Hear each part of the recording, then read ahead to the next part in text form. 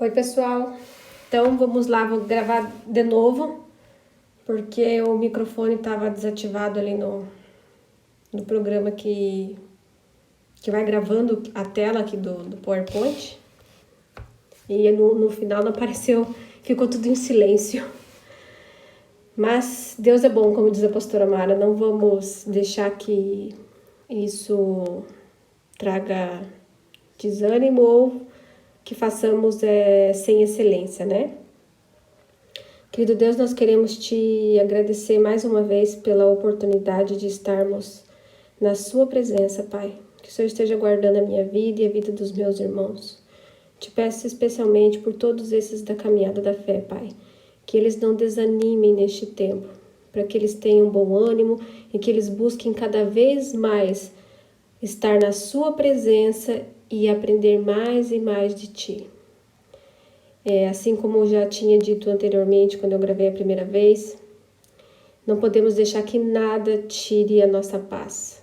Que o Senhor nos guarde e nos persevere desta forma, esteja nos abençoando hoje e sempre, em nome de Jesus. Amém. Então vamos lá. Aula 23. Tá? As 7 colunas da paz. O que sustenta a minha paz, a sua paz? O que eu preciso trabalhar na minha vida, nesse meu processo de nova criatura, para que eu permaneça nessa paz, como a palavra diz, aquela que excede todo o entendimento, tá? Cremos que as 7 verdades que a palavra de Deus, na nova aliança, enfatiza para todos os verdadeiros filhos de Deus. Eu sou filha de Deus, você aí escutando essa aula é filho de Deus, nova criatura, e nós vamos enfatizar essas 7 verdades para que permanecemos firmes. Item 1. Salvação total do homem completo. Salvação total da mulher completa. Salvação total do filho e filha de Deus. Ela se dá em três esferas, vamos dizer assim: corpo, alma e espírito. No espírito se trata do novo nascimento, da nova criação.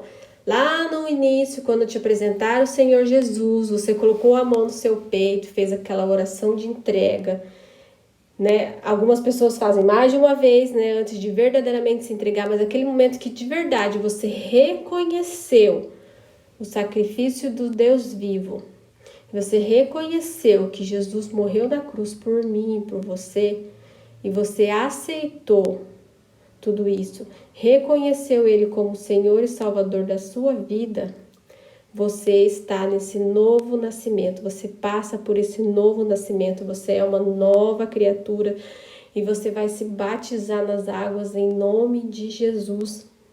E o seu espírito está salvo, mas para que seja total, a sua alma e o seu corpo também deve estar nesse processo. A alma é o processo de transformação das suas atitudes, dos seus sentimentos, daquilo que você acredita e do seu comportamento. É uma transformação natural, é um processo que às vezes é lento, para algumas pessoas ele é mais lento, para outras pessoas é algo bem acelerado, mas é aquilo que não te traz, não seria peso a palavra. Algumas vezes pode te trazer dor, mas o que é transformado, ele não volta a ser aquilo que era antes, tá? Você começa a mudar a maneira com que você reage a algumas coisas, a maneira como você manifesta os frutos do Espírito. Os frutos do Espírito é algo que cabe muito bem aqui. Quando você começa a exercitar, quando você começa a trabalhar o seu eu, né, com base naquilo que você vai aprendendo e você vai entendendo a reagir de acordo com as circunstâncias, né? Tem aquela passagem que fala: a boca fala daquilo que o coração está cheio. É a transformação das suas reações mediante alguma coisa. É como você enxerga os problemas, as circunstâncias e os acontecimentos, tá? E com relação ao corpo, não fala somente de cura física, mas também de cura espiritual. Porque muitas pessoas, por doenças espirituais, acabam ficando doentes fisicamente. Isso é uma realidade. Inclusive, hoje em dia tem várias doenças que ainda existem conflitos como é que fala? De definição, se ela tem um início de espiritual ou se ela é realmente só física. Um dos exemplos desse é a fibromialgia. Muitos médicos associam ela sempre a quadros de depressão, né, que faz com que a pessoa acaba ficando doente fisicamente e sentindo as dores, que tem médicos que dizem que é emocional, outros afirmam que é físico mesmo. Mas, ou seja, mais uma vez está claro que quando nossa mente, o nosso espírito, a nossa alma, ela não está em sintonia, ela não está em equilíbrio, o nosso corpo sente, né? Por exemplo, quantas pessoas sofrem de ansiedade, desconta essa ansiedade na comida, né? Outras em bebidas, drogas. Então, fica bem evidente aqui que para o homem ser salvo por completo, ele tem que ter um equilíbrio nessas 3 esferas da sua vida. Todas devem ser tratadas, tá? Não tem como você tratar só o corpo, né? E esquecer da alma e do espírito. O Senhor é um Deus de equilíbrio, então você precisa trabalhar por completo corpo, alma e espírito, tá? Coluna 2. O batismo com o Espírito Santo. Nós temos que usar os dons e um andar contente na plenitude do Espírito Santo. Que dons são esses, né? Você tem um dom de servir, você tem um dom de profecia, você tem um dom de falar em línguas, né? Eu preciso aprimorar, eu preciso buscar estar na presença do Espírito Santo, eu preciso usar as capacidades que o Senhor me deu e estar cada vez mais em relacionamento íntimo com Ele, viver na plenitude dEle. Porque quando você está nessa plenitude do Espírito Santo, quando você tem um relacionamento íntimo com Deus, você pode sim passar por situações difíceis que podem, num primeiro momento, te abalar. Mas isso não vai fazer morada no seu coração. Você sempre vai ter uma palavra, às vezes o problema não é com você, mas é com outra pessoa. Mas você vai sempre ter uma palavra de conforto, de motivação, uma atitude a fazer, a tomar, uma ação a ser executada para que você possa auxiliar essa outra pessoa, tá? E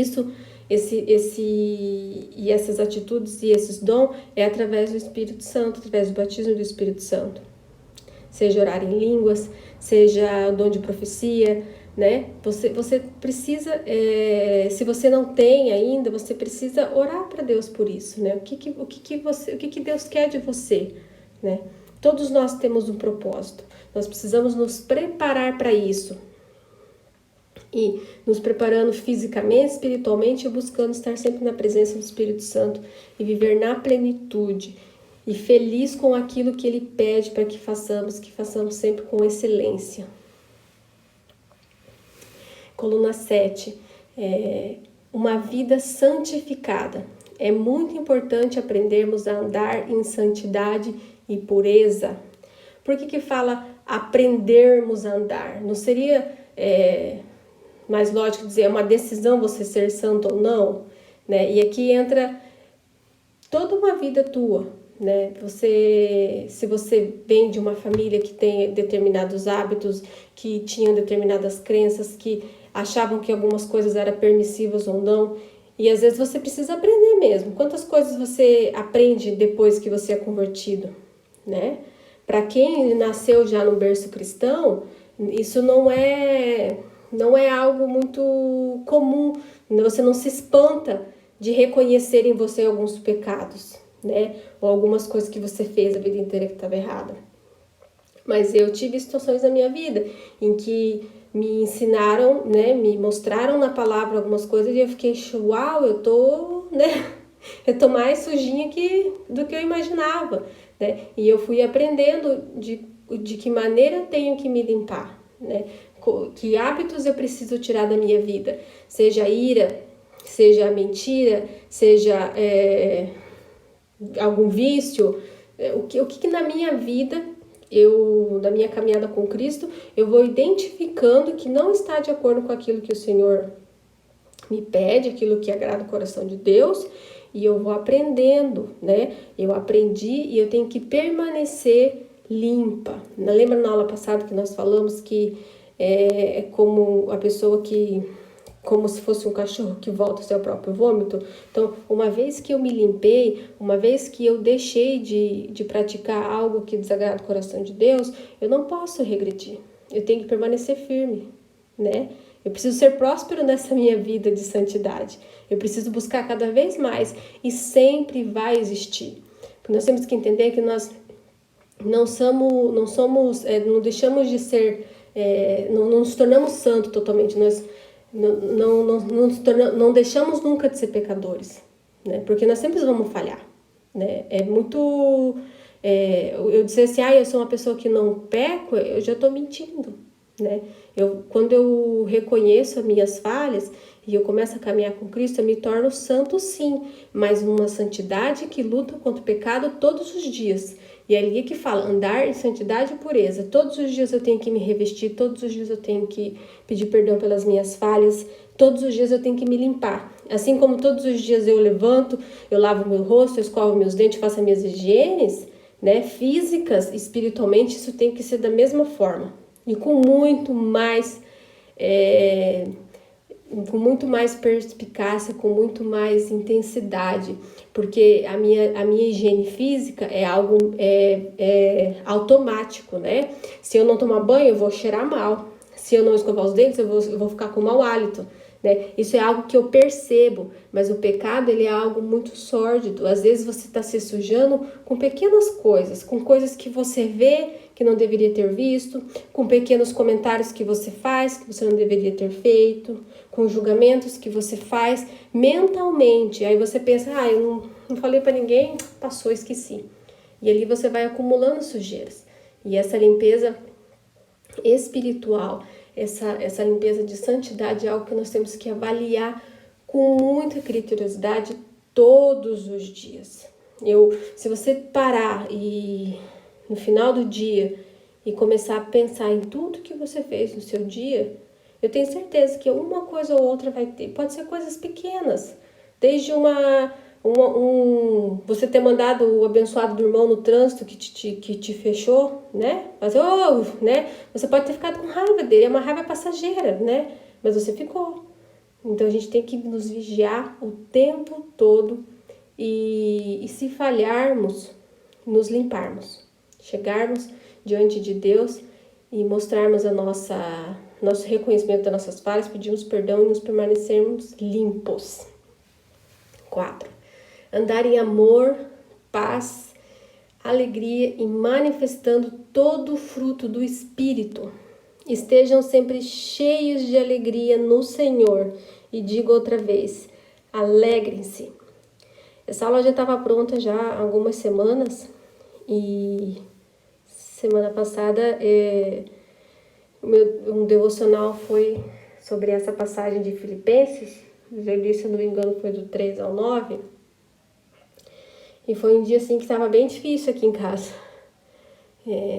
Os meninos estão tendo aula e o trabalho está bastante tumultuado, bastante coisa. E teve um dia que eu estava ali exausta, né? E pensando, meu Deus, eu comecei a mentalmente me queixar da situação, né? E eu fiquei chateada aquele dia. Eu fui dormir chateada, acordei e me dei com essa passagem, né? Estejam sempre cheios de alegria no Senhor. E digo outra vez, alegrem-se. E na passagem, até o versículo 9, fala muito mais. Fala, não importa as circunstâncias que você está vivendo, não importa o momento, nós temos que estarmos cheios do Espírito Santo, sempre cheios da alegria do Senhor e ser grato, né? Então, o Senhor vem falando comigo em determinados momentos nesse período que nós estamos vivendo, né? Mas por quê? Porque eu estou me permitindo estar na presença dele. Se você não buscar, se você não parar no meio do que você está vivendo hoje e se posicionar a permanecer na presença dele, ele não vai poder falar com você se você não está disposto a ouvir, né? E nós estamos num tempo onde é muito fácil você se dispersar, né? Velhos hábitos voltam, né? Se você gosta de você pegar uma série de Netflix agora, meu Deus, para se perder nisso é muito fácil. Teve o lançamento de uma temporada aí aquela da Casa de Papel, e daí eu vi todo mundo só comentava disso, né? Tipo, as pessoas sumiram no domingo, ninguém se manifestava. Depois, no final da noite, começaram a falar, mas que aquela da Casa de Papel, da Casa de Papel. Eu falei, Deus me livre de um negócio desse. Eu falei assim, eu não quero isso pra minha vida, né? Não tô julgando, quem gosta de assistir, ok, mas não permita que isso consuma o seu tempo e te tire da presença de Deus por causa disso, né? Se você entra nas redes sociais, um dia live de não sei de quem, live de não sei de quem outro, as pessoas estão se afundando nas redes sociais nesse tempo, né? Buscando coisas que não agradam, não enche o seu coração de coisas boas, né? Briga de questionamento de quem tem razão com relação a fica em casa ou não fica em casa, ou abre o comércio ou não abre o comércio, porque o presidente isso, o presidente aquilo, por que não usa determinada medicação, por que não usa tal coisa, e todo mundo quer ter razão e ninguém tenta compreender o outro, né? E todo mundo fica longe de Deus, não busca as coisas do Senhor. Então não adianta você viver nessa quarentena do jeito que nós estamos vivendo e parar ali só para assistir o culto online no domingo. Nós precisamos permanecer, hoje eu digo que mais do que antes, nos vigiando para não nos dispersarmos e não deixarmos de dar prioridade às coisas do Senhor. E isso trazendo para o mundo humano, né, mundo físico, os próprios estudiosos falam que você precisa de pelo menos 21 dias fazendo as coisas no mesmo ritmo para que você se acostume, né, para que você crie uma rotina. Agora pensa você, agora que você está nessa quarentena, não sei se tem alguns que estão em casa, outros estão trabalhando, como que tá? E você vira tudo do avesso, né? Tipo, muda o horário de acordar, horário de almoçar, né? Isso, aquilo outro. A hora que voltar ao normal, como que vai ser? Tipo, já tá difícil agora. Aí quando você voltar à sua rotina normal, você vai ter que pelo menos mais 3 semanas para poder se entrar nos eixos de novo. E um exemplo simples que aqui em casa a gente já estava visualizando, que eu tive que contornar, era a questão das alimentações, né? Estavam acordando um pouco mais tarde, daí tomava o café mais tarde, aí quando via, chegava a hora do almoço, não queria comer, depois se passava muito tempo, acabava comendo mais do que aquilo que deveria, e daí fica numa rotina meio bagunçada, acaba comendo mais, comendo aquilo que não deveria, no momento que não deveria, né? E daí um já começou a sentir que o intestino prendeu, o outro já estava com cólica, deu azia em mais um, ou seja, o corpo já começou a sentir a mudança de uma rotina que não é saudável. Então, eu falei, opa, vamos parar, né? Vamos voltar ao ritmo que é saudável, né? Vamos fazer as refeições nos horários certos, não vamos abusar do que não precisa. Tanto que ninguém ganhou chocolate aqui em casa, né? Já não tinha mais esse negócio de ficar dando chocolate, mas assim, especificamente no domingo, né? Mas sempre comprava um chocolate ou outro. Nesse ano ninguém ganhou nada, né? Porque nós precisamos nos permanecer numa rotina. Não deu uma desandada aí, o Julianinho andou engordando, né? E ele não pode por causa do problema da coluna dele. Então, nós precisamos nos policiar, né? Precisamos nos manter em ordem, né? E nos alegrar. Então, voltando ali ao item 7, manter os frutos do Espírito se manifestando, mas para que ele se manifeste, eu preciso estar cheio da presença do Espírito Santo, né? Eu preciso me revestir, preciso permanecer alegre e não desanimar diante das circunstâncias que vêm aparecendo. Continuando. Uma vida, coluna 7, uma vida dedicada no serviço de Jesus. Isso inclui certamente fazer discípulos, fazedores de discípulo, tá? No contexto do grupo familiar. E compromisso com missões, principalmente através da fundação de igrejas. Quer dizer que eu preciso abrir uma igreja? Não. Mas você tem que ter um compromisso de ser um facilitador, um auxiliador, um colaborador, ou próprio membro, né? Nós temos que fazer parte de um corpo, não devemos ficar omissos, ou só como telespectadores e espectadores, né? E fazer discípulos, discípulos que sejam fazedores de discípulos, é aquela pessoa que você consegue transmitir de fato todo o amor que Deus tem por mim e por você, né? Para que ela viva essa plenitude a ponto de entender, né, e transbordar isso na vida das outras pessoas. Porque as pessoas só transbordam aquilo que elas estão cheias. Então eu preciso falar do amor de Deus, eu preciso testemunhar as maravilhas que o Senhor tem feito na minha vida, eu preciso demonstrar a grandiosidade do Deus que eu e você estamos servindo, a ponto dessa pessoa ficar tão apaixonada e se sentir tão amada a ponto de querer amar também, né? E de fazer discípulos. Os mandamentos de Deus: amai o seu próximo como a ti mesmo. Para isso eu preciso me amar, para isso eu preciso ser amada, me sentir amada por Deus, né? E transbordar isso na vida das outras pessoas.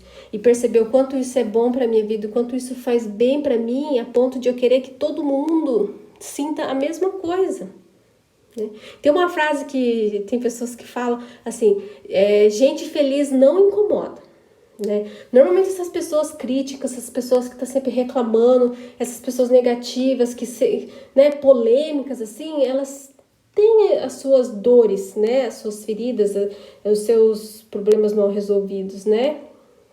E se ela fosse extremamente feliz, se ela se sentisse amada por Deus, se ela soubesse que Deus está no controle da vida dela, se ela entregasse a vida dela para Jesus, ela não estaria nessa vibe, vamos dizer assim, né? Ela ia ser aquela pessoa pacificadora, aquela pessoa alegre, que manifesta os frutos do Espírito. Então, pessoa feliz não incomoda. Por quê? Porque uma pessoa feliz, uma pessoa que traz paz, uma pessoa que manifesta amor, uma pessoa que é paciente, todo mundo quer estar perto, né? E essas pessoas querem estar perto de pessoas assim também. Então nós temos que ser tão a imagem e semelhança de Jesus a ponto de conseguir fazer discípulos que queiram pessoas que façam o mesmo que Ele. Amém? Ser próspero, prosperidade, nosso direito de ter sucesso em tudo. Ter sucesso no meu trabalho, ter sucesso na minha vida emocional, ter sucesso na minha vida ministerial, ter sucesso também na minha vida financeira. Não quer dizer que eu vou alcançar o auge de tudo. Prosperidade não significa isso.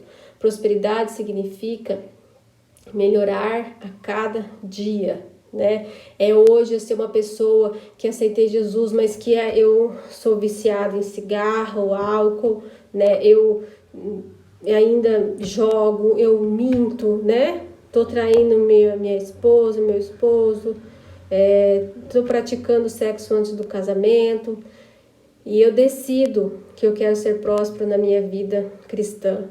Então hoje eu decido que não vou mais praticar fornicação, não vou fazer sexo antes do casamento, eu vou diminuir a bebida, né? Tem coisas que não é fácil, vícios químicos é algo muito difícil, que a gente precisa de ajuda de outras pessoas, né? Então, hoje eu decidi, eu vou diminuir, se eu fumava 3 cigarros, eu vou fumar 2, né? Se eu tomava 10 latinhas, eu vou tomar 5, né? 7, e vou diminuindo, né? Até o ponto de eu conseguir ser próspero, a ponto de vencer esse vício, né? No meu trabalho, hoje eu comecei como auxiliar do auxiliar, né? Amanhã eu serei só o auxiliar, depois eu vou ser o supervisor. O que eu almejo para minha vida? O que eu pretendo? O que eu quero, de que forma eu quero crescer, né? Mas isso tem que ser tudo de acordo com a palavra, sem você passar ninguém para trás por causa disso, né? Ser próspero na sua vida financeira não quer dizer que hoje você anda de ônibus e amanhã você vai estar andando com o carrão do ano. Ser próspero na sua vida financeira é que hoje você anda de ônibus, mas amanhã você vai ter um Fusca para andar e muito feliz, né? Que você vai daqui 2, 3, 4 anos poder pegar um carro melhor, né? A minha prosperidade na vida financeira automobilística começou depois que eu já era formada, já trabalhava no meu primeiro emprego na área, no laboratório, antigo laboratório Globo. E eu lembro que eu morava no Portal e eu pegava o ônibus Portal da Foz, eu entrava às 7h10 no trabalho. Era laboratório, então tinha que abrir bem cedo, né, para o pessoal fazer exame. E eu pegava o ônibus, era 6h20, né? E daí eu trabalhava o dia inteiro, trabalhava até às 5h40, daí chegava e ainda trabalhava na farmácia com meu pai até às 9h. Então, assim, era bem cansativo, né? E eu pensava, ai, Deus, eu queria tanto um carrinho, né? Tanto um carro, mas com o salário que eu ganhava, né? E até porque naquela época eu já era formada, eu era biomédica e eu entrei trabalhando de auxiliar, né? Mas eu fui próspera, porque em um ano eu consegui uma vaga de biomédica lá dentro. E eu lembro que nessa época eu já namorava meu marido, e daí ele me ajudou, ele deu entrada num carro que eu comprei. Eu lembro, eu tenho até hoje o boleto, o carnê guardado da antiga financiadora Finasa. Eu parcelei o carro em 48 prestações, que era equivalente a, tipo, 50% do meu salário. Mas, tipo, eu morava com meus pais ainda, né? Então não tinha esse problema de comprometer, né, tanto o meu salário. E eu lembro que eu fui pagando uma parcela por vez e tal, e o carro não tinha ar, não tinha trava, não tinha vidro elétrico, não tinha direção, né? Mas, gente, vocês não têm noção da alegria que eu tinha daquele carro. Eu lembro que ele não tinha roda. Eu sou meio piá pra essas coisas, né? Não tinha roda mesmo, ele era calota, né?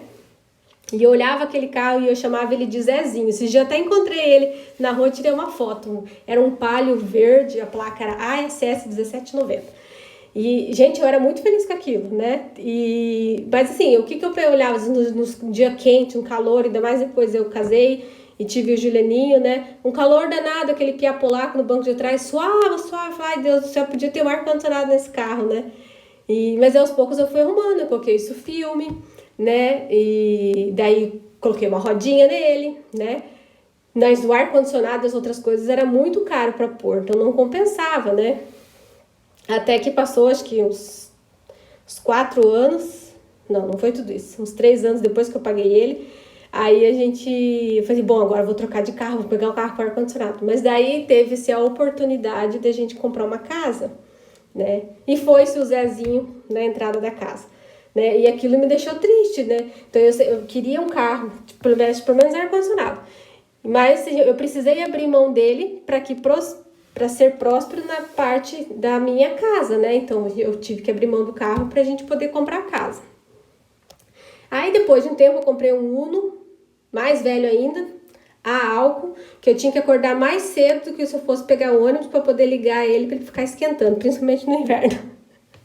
Mas foi mais uma fase, né? E passou-se alguns anos, aí eu pude ter um carro com ar-condicionado. Gente, eu não tava nem aí se não tinha direção, ele era carro duro, era horrível para trocar marcha, mas o carro tinha ar-condicionado. Então, isso me alegrava, né? E daí, com o passar dos anos, eu fui né, podendo melhorar, né? Pegava um carrinho mais novo, com ar-condicionado, com direção hidráulica. E isso é ser próspero, não é você querer dar um passo maior que a perna, né? E hoje, quando eu olho, né, para trás e vejo essas evoluções, e eu tenho uma memória muito boa para placas, essas coisas assim, detalhes, né? E fico vendo assim na minha cabeça todos os carros que eu tive, as histórias de cada um, ou que me deixou na mão, que foram pneu, né? E eu agradeço a Deus pelo aquilo que eu tenho hoje.